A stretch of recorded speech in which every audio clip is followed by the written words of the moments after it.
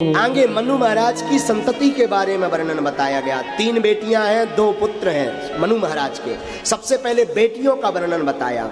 बड़ी बेटी का नाम है आकुति। आकुति का विवाह रुचिक प्रजापति के साथ हुआ।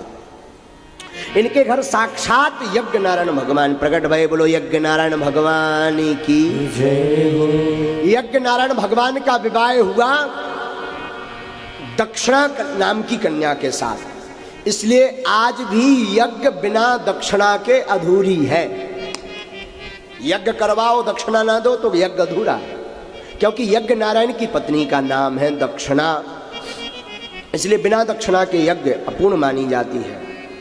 आगे विदुर मैत्रेय जी मुनि विदुर जी को प्रसंग सुनाते हैं। देवहूति माँ की दूसरी कन्या जो हुई देवहूति, देवहूति माँ की 9 बेटियां हुई और 9 बेटियों में अनसुईया का विवाह अत्रि मुनि के साथ हुआ। जो अनसुईया हुई उनका विवाह अत्रि मुनि के साथ हुआ, परंतु अत्रि मुनि के कोई संतान नहीं हुई तो अत्रि मुनि ने तप किया तो तीनों देव प्रकट भये। तीनों देव प्रकट भये तो बोले वरदान मांगो। तो अत्रि मुनि बोले महाराज हमारे कोई संतान नहीं, हमने तो एक देवता की प्रार्थना की थी, यहाँ तो 3 देव आ गए, अब क्या करें। भगवान तीनों बोले, ब्रह्मा विष्णु महेश बोले दरअसल हम दिखने में 3 हैं पर है एक ही। बोले अच्छा महाराज। बोले हाँ। बोले महाराज तो फिर कुछ कृपा कर दो। बोले ठीक है, हम तीनों ही तुम्हारे घर पर पुत्र बन करके आएंगे। ये अत्रि मुनि को वरदान दे दिया और तीनों ही पुत्र बन करके आए। कैसे?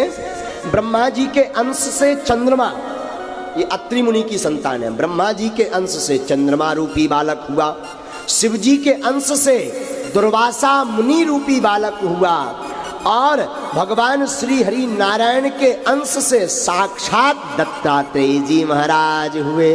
लो दत्तात्रेय जी महाराज की जय हो।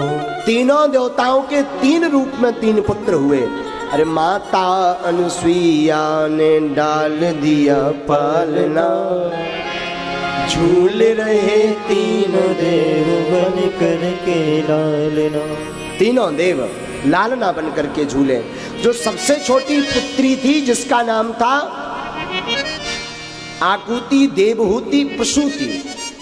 प्रसूति नाम की कन्या का, मनु महाराज की कन्या जो सबसे छोटी बेटी थी, उसका विवाह हुआ दक्ष प्रजापति के साथ। प्रजापति दक्ष के 16 बेटियां हुई, जिनमें 13 कन्याएं धर्म की पत्नी बनी। 13 कन्याओं का विवाह धर्म के साथ हुआ और धर्म महाराज के साथ 13 कन्याओं का विवाह हुआ। उनमें जो मूर्ति नाम की पत्नी थी, उनके गर्भ से भगवान नर और नारायण ऋषि के रूप में प्रकट भये, जो आज भी बद्रीनाथ में तपस्या कर रहे हैं। नर नारायण पर्वत आपने सुना होगा, नर नारायण पर्वत आज भी बद्रीनाथ में तपस्या कर रहे हैं। और एक कन्या थी सबसे छोटी सती। सती देवी का विवाह भूत भावन महादेव के साथ किया दक्ष प्रजापति ने,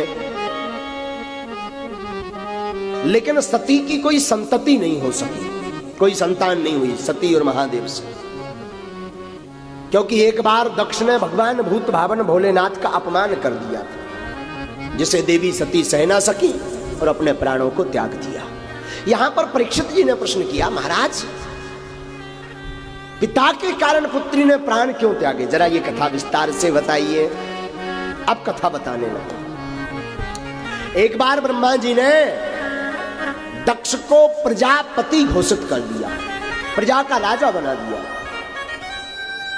प्रजा का राजा बनाया तो सम्मान समारोह रखा गया। सम्मान समारोह रखा गया तो सम्मान समारोह, नेताजी की आदत होती है, नेताजी हमेशा लेट आते हैं ताकि जनता इंतजार करती रहे। तो सम्मान समारोह में दक्ष प्रजापति थोड़ा देरी से आए, देरी से पहुंचे। सबने उठ करके सम्मान किया, लेकिन ब्रह्मा विष्णु महादेव नहीं उठे। जब तीनों नहीं उठे, ब्रह्मा जी तो पिताजी हैं तो उठेंगे नहीं, विष्णु भगवान परदादा हैं तो उठेंगे नहीं। भोले बाबा ने सोचा हम भी कोई थोड़े कम थोड़ी हैं, दमान तो हम ही हैं। तो शंकर जी भी नहीं उठे, भोले बाबा भी नहीं उठे। तो जब दक्ष प्रजापति ऊपर आए और मंच पर खड़े भय, सबकी तरफ देखा कि सब खड़े होकर के सम्मान कर रहे, केवल 3 लोग बैठे। लोगों की आदत होती है 50 लोग प्रणाम कर लें, पांव छीलें, कोई दिक्कत नहीं, पर एक व्यक्ति अगर प्रणाम ना करे तो उसी की तरफ देखेगा, ये प्रणाम क्यों नहीं कर रहा, ये है कौन? सब प्रणाम कर रहे, ये है कौन? तो सब खड़े हुए पर ये 3 खड़े नहीं हुए। तो दक्ष प्रजापति की नजर वहीं गई। बैठते ही दक्ष ने भाषण प्रारंभ कर दिए, बल्कि भाषण होने थे सबसे बाद में, पर बैठते ही दक्ष ने भाषण प्रारंभ कर दिए। हे सभासदों सुनो, श्रूयतां ब्रह्म ऋषयो में सहदेवा सयग्नियः साधूनां ब्रुवतो वृत्तं नाज्ञानं चमत्सरा। सुनिए सुनिए, सब सावधान हो गए, भाई कोई बड़ी बात होगी। प्रधानाध्यक्ष जी जो प्रमुख लीडर हैं वही पहले भाषण दे रहे, इनका सबसे लास्ट में होना चाहिए। सब सावधानी पूर्वक सुनो, तो सब सुनने लगे। अब दक्ष प्रजापति बैठते ही क्या बोलने लगा, सुनो, मैं केवल एक ही बात कहूंगा, विशिष्ट लोगों में विशिष्ट लोगों का ही आगमन होना चाहिए। एक भी अगर असभ्य व्यक्ति आ जाता है तो सभा का स्वरूप बिगड़ जाता है। और सब एक दूसरी तरफ देखने लगे, भैया यहां पर असभ्य कौन आ गया? दक्ष ऊपर से चिल्ला करके बोला, अरे दिखाई नहीं पड़ता, ये शिव नंगा, न इसे बैठने का ज्ञान न सभा में जाने का ज्ञान, भूत प्रेतों के संग रहता है तो भूत प्रेतों जैसी ही आदत है। और गाली बकना प्रारंभ कर दिया दक्ष ने। तो नंदी को तो थोड़ा क्रोध आया, क्योंकि हरि हरि नंदा सुने जो कान हो ही पाप गौघात समान। भगवान महादेव की निंदा नहीं सुननी चाहिए, वरना गो हत्या बराबर पाप लगता। तो नंदी तो थोड़ा तमतमाए, पर भोले बाबा ने हाथ पकड़ लिया, चुप हो जाओ, ससुराल की गालियां हैं, किसी को शादी में मिलती, हमें शादी के बाद मिल रही, चुप, हाँ शांति से बैठो। चुप होकर के बेचारा बैठ गए नंदी। प्रवचन देना प्रारंभ किया दक्ष प्रजापति ने। महाराज खूब प्रवचन दिए, खूब प्रवचन दिए, खूब प्रवचन सुनाए। और अंततः गत्वा दक्ष ने बोलते बोलते श्राप दे दिया, आज से किसी भी यज्ञ में भूत भावन महादेव का कोई भाग नहीं होगा। ये श्राप है। अब नंदी से नहीं रहा गया, तमक करके नंदी उठे और बोले, दक्ष जब से आए हो बक बक बक बक बक बक किए जा रहे हो, हम भी श्राप देते हैं, जाओ तुम्हारा मुंह बकरे का लग जाए। तो दक्ष की तरफ से भृगु मुनि बोले, अपनी दाढ़ी पर हाथ फेरते हुए, ए नंदी, ये ससुर दामाद का मामला है, आपस में लड़ाई का, तुम क्यों बीच में बोले? हम भी श्राप देते हैं, भोले बाबा के जितने गढ़ हैं सबके सब पाखंडी हो जाए। तो नंदी फिर उठे तमक कर, हम सबको पाखंडी कहा, हम भी श्राप देते हैं, तुम्हारे जैसे जितने ब्राह्मण हैं सब मांग कर खाने वाले मंगना ब्राह्मण बन जाए। ले अब बड़ी आफत हो गई। भोले बाबा बोले, आए थे सम्मान समारोह में, चल रहा श्राप समारोह। जय हो जय हो जय हो। साहब लगे एक दूसरे को श्राप देने। भोले बाबा ने सोचा ज्यादा देर ठहरेंगे तो कोई बिना श्राप के बचेगा ही नहीं। भोले बाबा तो परम शांत हैं, अपने गढ़ों को लेकर के वापस आ गए, कैलाश पर्वत आ गए। मां पार्वती, मां सती को ये बात नहीं बताई, कुछ भी नहीं बताया। और एक बार दक्ष प्रजापति ने यज्ञ किया, सब देवताओं को बुलाया, पर भूत भावन महादेव को नहीं बुलाया, ना अपनी बेटी सती को बुलाया।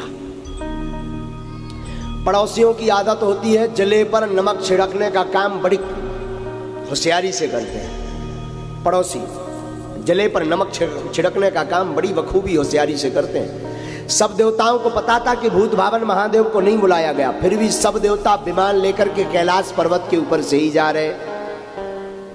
गायन करती हुई गंधर्वियां निकली, तो माँ सती ने पूछा, कुछ विमान जा रहे थे, माँ सती ने पूछा, अरे बहन कहाँ जा रही? ऊपर से आवाज आई, अरे बहन तू घर पर ही बैठी है, पता नहीं तेरे पिता ने कितना विशाल यज्ञ का आयोजन किया है। अच्छा अच्छा, हाँ हाँ हाँ हाँ, ठीक ठीक ठीक, बहन तू चल, मैं पीछे से आती हूँ। और माँ सती भूत भावन महादेव के चरणों को दबाने लगी। बोले बाबा, बोले देवी आजकल बड़ी मीठी मीठी सेवा हो रही है, कुछ गड़बड़ है क्या? माताओं की आदत होती है जब पति की जेब काटनी होती है बड़ा स्वागत करती है। हाँ, जब उन्हें कुछ कोई आभूषण लेना हो, महंगी वाली कोई साड़ी, बड़ा महंगा वाला गिफ्ट लेना हो, फिर देखो रोज बादाम का दूध, बादाम का हलवा खवावेंगी। हाँ स्वामी जी खाइए, आप चाय तो नहीं पिएंगे। और जहां गिफ्ट मिल जाए तो दोबारा फिर चाय को पूछने वाली नहीं है।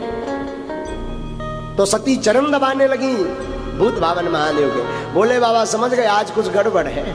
बोले देवी आज बड़ी सेवा हो रही, कुछ गड़बड़ है क्या?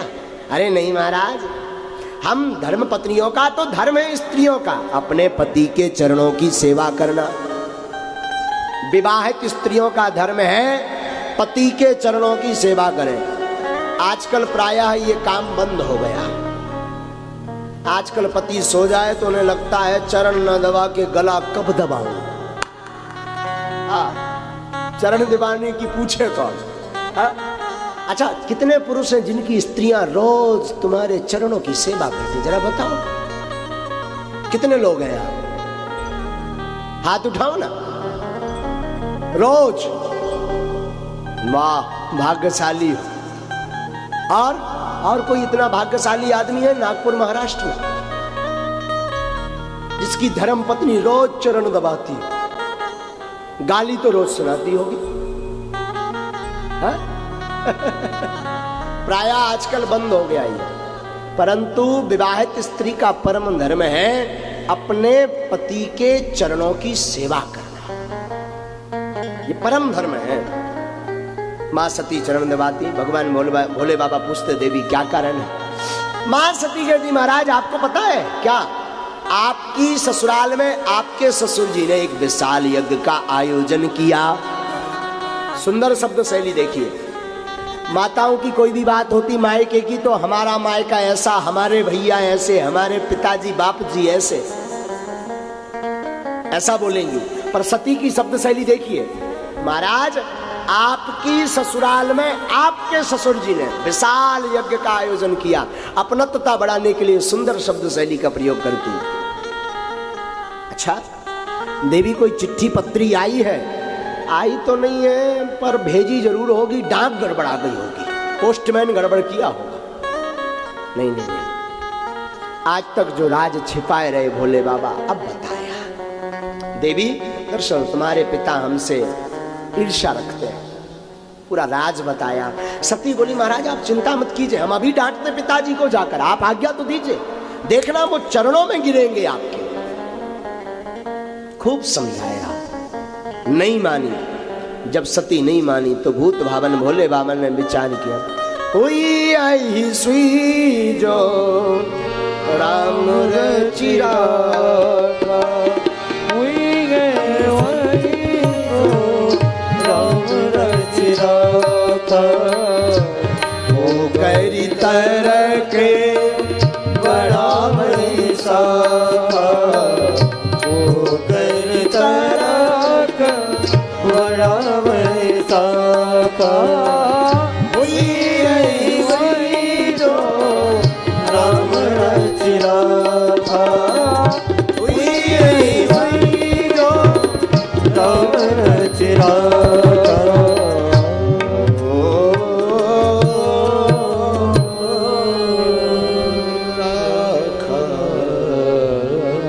देखो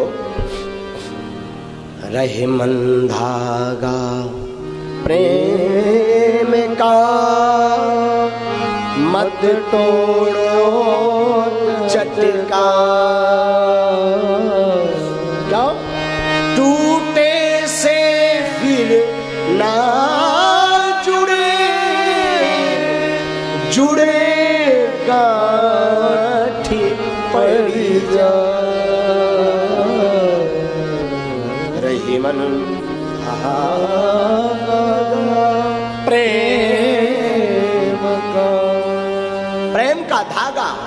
मत तोड़ो। एक बार टूट गया तो फिर जुड़ने वाला नहीं है, और जुड़ेगा तो गांठ पड़ जाएगी।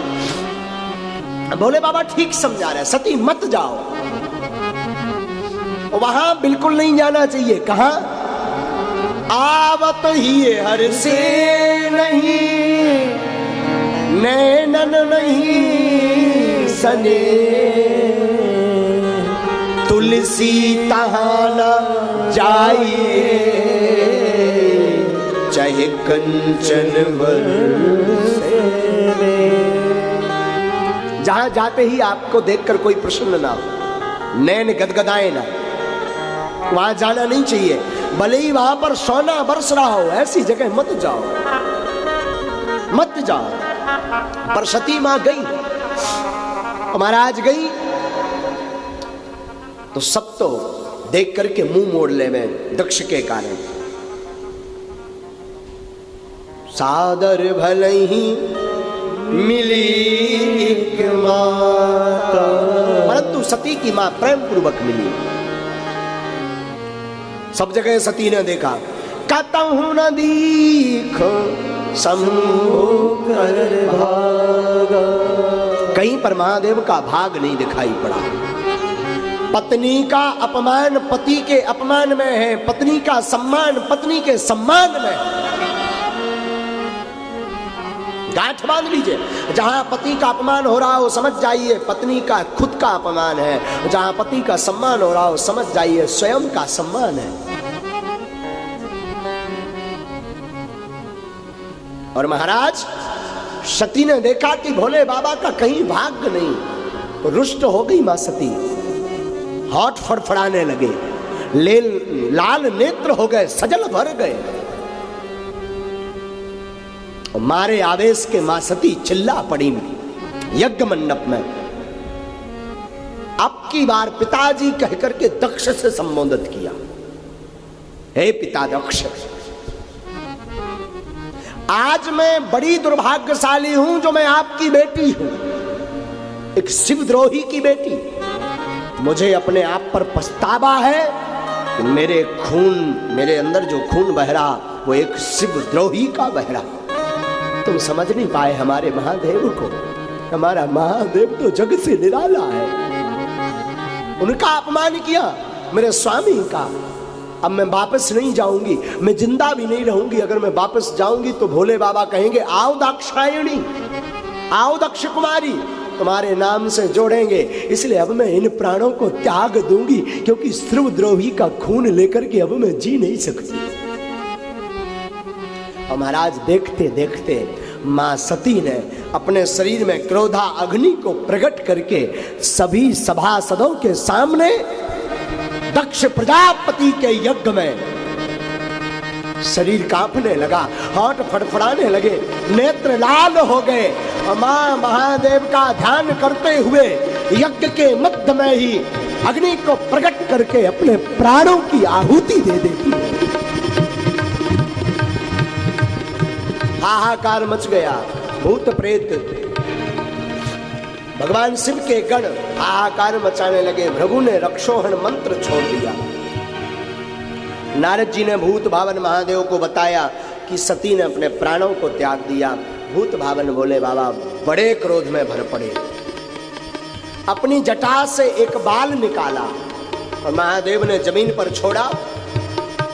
उस जटा के बाल से एक विशाल काय पुरुष प्रकट हुआ, जिसका नाम वीरभद्र हुआ। भो वीरा, जा तेरा भद्र हो, तेरा कल्याण हो, और जाओ जाकर के दक्ष की यज्ञ को विध्वंस करो। वीरभद्र हजारों भूत प्रेतों को लेकर के गया। देवता घबराने लगे, भागने लगे। वीरभद्र ने भूत प्रेतों के साथ यज्ञ मंडप में प्रवेश किया। सब देवताओं को यत्र तत्र पकड़ लिया और पकड़ करके बांधना प्रारंभ किया। वीरभद्र ने भूत प्रेत रायते के कुंड में घुस गए, जहां रायता बना हुआ था। रायते के कुंड में डुबकी लगा करके नाक पकड़ करके बोले हर हर महादेव। कुछ भूत प्रेत सब्जी के कुंड में चले गए, सब्जी के कुंड में डुबकी लगाई, जितनी खाई सो खाई, बाकी बाहर फेंकी। बोले हर हर महादेव, एक बाल्टी और ले आओ। कुछ भूत प्रीत बल्लियां उखाड़ने लगे, कुछ भूत प्रीत यज्ञ आदि सामग्री फेंकने लगे। हाहाकार मच गया, सबको बांध दिया वीरभद्र ने। भृगुंभ बंदय मणिमाना वीरभद्रा प्रजापतिम चंडीसा पूषणम देवम भगमनंदीश्वरो गृहीत। सबको बांध दिया, भग देवता को, पूषा देवता को बांध दिया। वीरभद्र के पास भूत प्रेत सब पहुंचे। बोले महाराज, ये जो पूखा देवता खड़े हैं ना, जब रक्षोहण मंत्र चलाया था भृगु जी ने, तब बड़ा दांत दिखा दिखा करके हंस रहे थे। बोले अच्छा। वीरभद्र भगवान ने एक मुक्का बनाया, 32 गायब हो गए, दांत तोड़ दिए। बोले महाराज, भूत प्रेत बोले महाराज, ये जो भग देवता है ना, जब हम पिट रहे थे, ये बड़ी आंखें दिखा करके नैन मटका मटका करके हमारी तरफ हंस रहे थे। बोले अच्छा। बोले हाँ। वीरभद्र भगवान ने लय से उनकी 2 ही आंखें फोड़ दी, दोनों आंखें निकाल ली। इसके बाद यज्ञ के प्रमुख यजमान दक्ष प्रजापति वीरभद्र भगवान ने उनका खपाड़ पकड़ा और खपाड़ पकड़ करके एक झटका मारा और सिर को काट करके हवन कुंड में कर दिया स्वाहा, और यज्ञ विध्वंस हो गई। रघु जी की दाढ़ी पटा दी। देवता सब ब्रह्मा जी के पास पहुंचे। बोले महाराज, भोले बाबा तो बड़े रुष्ट है। ब्रह्मा जी बोले छड़े रुष्टा छड़े तुष्टा, रुष्टा तुष्टा छड़े छड़े। बोले बाबा थोड़े में प्रसन्न हो जाते, थोड़े में रुष्ट हो जाते। चलो सब प्रार्थना करो।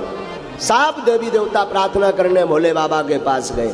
भोले बाबा प्रसन्न भय, सब देवताओं पर कृपा की। भृगु जी को थोड़ी थोड़ी आगे आगे दाढ़ी दे दी, जाओ खुश रहो। हाँ, पूखा देवता पर कृपा की, भग देवता पर कृपा की।